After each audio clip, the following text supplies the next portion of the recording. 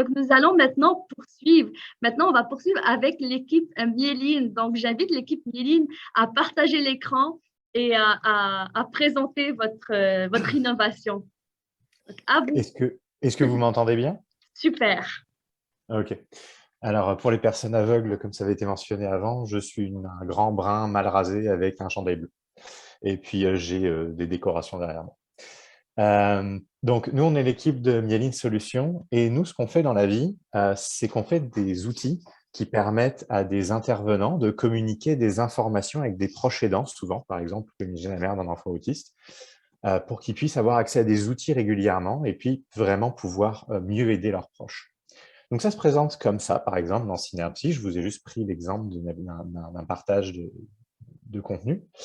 Et puis, ça marche plutôt bien, mais un jour, dans un focus group, on a eu ce problème-là, c'est que, bah voilà, mon intervenant, il me partage un truc, je comprends pas, je capote, et j'ai l'impression d'être un mauvais parent. Et derrière ça, on a découvert un problème de diversité et d'inclusion qu'on n'avait pas vu avant, parce que les gens qui ont souvent ce problème-là se cachent, c'est le problème de littératie. Et je vais laisser Sylvain expliquer ce que c'est. Bien, pour fournir une définition rapide, la littératie, on peut la définir par la capacité de comprendre, d'évaluer et de pouvoir utiliser des textes écrits pour bien participer à la société. Pour faire un portrait ensemble rapide, il existe 5 niveaux de littératie, le troisième étant considéré comme le niveau moyen de passage, si on veut. C'est-à-dire qu'on va parler dans ce cas-là que ce sont des personnes qui sont en mesure de comprendre des textes longs. Et sous le niveau 3, on va parler dans ce cas-là d'analphabétisme fonctionnel. Et ça, c'est un problème qui touche environ statistiquement une personne sur deux au Québec. Et c'est surtout concentré chez les personnes âgées entre 45 et 65 ans.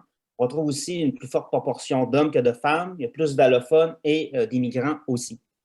Et il y a également une forte corrélation entre le niveau de littératie et le niveau de scolarité. On le voit bien d'ailleurs sur l'image que vous avez ici. Par exemple, on retrouve 86% des gens qui n'ont pas de diplôme d'études secondaires qui se retrouvent sous le niveau 3. Et on a appris, grâce à différentes consultations qu'on a menées avec plusieurs professionnels, que l'information en santé mentale, ça représente un défi supplémentaire pour des personnes qui ont un problème de littératie, tout simplement parce que l'information, elle est de nature un peu plus complexe, elle est souvent conceptuelle, on retrouve beaucoup de termes médicaux, donc c'est assez jargonneux. Et ce n'est pas tout le monde, comme on le voit ici, là, qui a une scolarité postsecondaire qui est en mesure de comprendre parfaitement et de même pouvoir séparer le vrai du faux par rapport à l'information qui lui est fournie. Alors, notre solution en intelligence artificielle vise à faciliter, en fait, une prise en charge, une autogestion efficace de la santé du patient en acheminant l'information pertinente à son état, personnalisée et faite sur mesure pour lui. Merci beaucoup, Sylvain. Donc, au niveau du prototypage, même si Sylvain en a parlé un peu, il y avait eu différentes voies qui avaient été levées. La première, par exemple, ça avait été une idée de reprendre des outils qui sont déjà présents pour les personnes aveugles, qui sont les lecteurs d'écran ou text-to-speech. Est-ce que ce serait possible d'entendre ce contenu plutôt que de le lire? Donc, ces matériels-là font déjà partie de l'accessibilité. L'avantage, c'est qu'ils sont déjà présents et qu'il était possible de déjà les implémenter rapidement. Ils ont été sélectionnés pour une implémentation ultérieure, puisque déjà, notre application est déjà compatible avec les lecteurs d'écran existants. Et c'est quand même assez dépendant du matériel utilisé. Et le problème, c'est que ce n'est pas parce qu'on entend un contenu que le contenu devient magiquement plus simple. Si les mots sont complexes, qu'ils soient entendus ou lus, ça règle juste le problème de pouvoir lire. Donc, on a pensé ensuite à une jauge de complexité. C'est ce qu'on peut prévenir l'utilisateur et le producteur du contenu de la complexité du contenu afin qu'ils puissent ajuster le niveau de langue ou les termes pour renforcer la relation de confiance entre l'intervenant et la personne qui essaye d'aider. Donc, pour regarder le prototype, je vais essayer de le décrire brièvement pour les personnes aveugles aussi. On voit notre produit avec les informations qui sont mises dessus, mais aussi un feu de circulation, rouge, orange ou vert, avec à côté la mention de quel est le niveau de scolarité nécessaire estimé pour le comprendre, puisqu'on a vu que c'était un facteur déterminant. C'est pour ça qu'il est mentionné ici, ce qui permet à l'intervenant et à la personne qui lit le contenu de comprendre dans quoi il s'engage pour la personne qui est aidée ou pour l'intervenant et ce qu'il doit reformuler afin de pouvoir vraiment être entendu et compris par la personne qu'il cherche à rejoindre.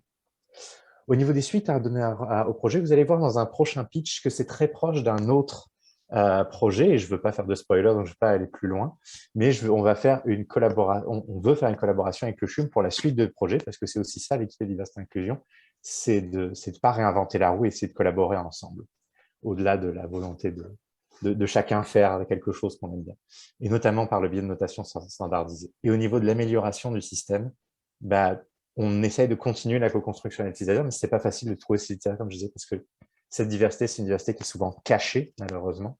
Il y a beaucoup de stigmas autour de ça, et une amélioration du modèle d'évaluation avec des algorithmes plus complexes. Je vous remercie beaucoup de votre attention.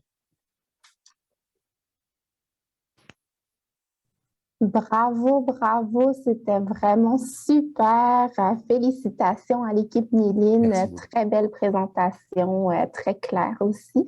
Donc, je passe la parole maintenant à Chloé et Écoué pour commenter. Bravo encore. Merci. Le pitch était complètement accessible, donc la coche est remplie. Là, ce que vous prêchez, vous le vivez, fait que bravo. Mon Dieu, on est tellement au cœur de l'inclusion. Dans notre société d'ultra-performance, tout le temps, on est tellement hésitant à dire qu'on ne comprend pas. Bravo à cette personne, ça prend bien du courage de le nommer.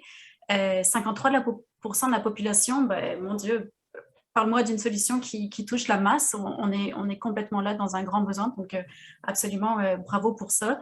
On le voit aussi, la littératie, comment c'est important dans les affichages d'emploi, par exemple, comment lorsque on utilise des acronymes et des mots, des concepts très complexes, comment on se coupe de toute une partie de la population.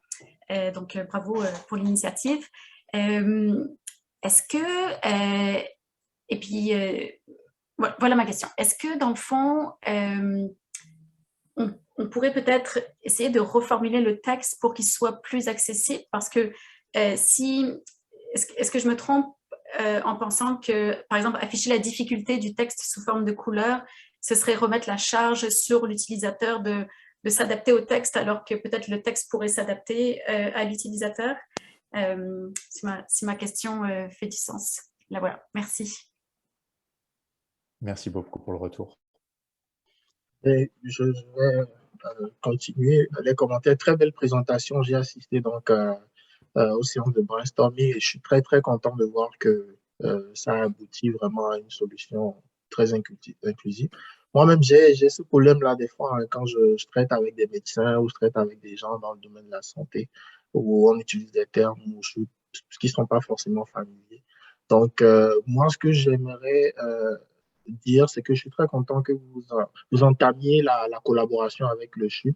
Je n'ai pas de questions en particulier, mais juste vous féliciter de voir cette ouverture-là de notre équipe et aussi de votre équipe de pouvoir collaborer. Je sais ce qui s'en vient pour le prochain speech. Je ne vais pas spoiler aussi, mais encore une fois, félicitations. Excusez. Alors, pour répondre à la question, désolé, le chat essaye de renverser mon écran.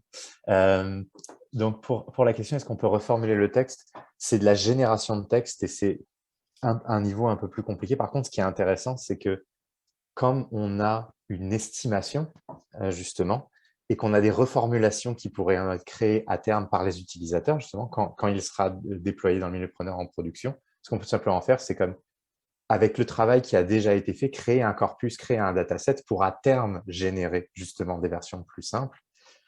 Et ça va aussi dépendre des données qu'on peut recevoir, puisque souvent les modèles de langue qu'on a sont de dire bah, ce corpus fait partie du français simplifié, ce corpus fait partie du français complexe.